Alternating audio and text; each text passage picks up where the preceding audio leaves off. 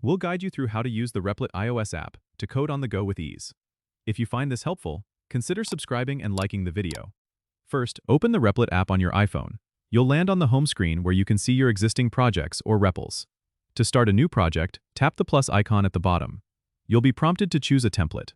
Select the programming language you want to code in, like Python or JavaScript. Once you've selected your language, give your project a name and hit the Create button.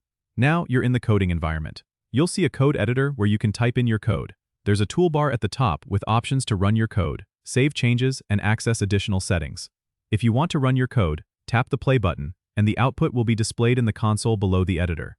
You can also access files related to your project by tapping on the folder icon at the top left. This allows you to manage multiple files within the same project. To collaborate with others, tap on the share icon.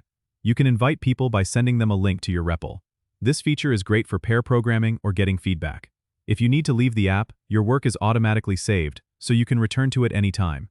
To access settings or log out, tap on your profile icon in the top right corner. Here, you can manage your account details and preferences. Don't forget to subscribe and comment if this helped you out.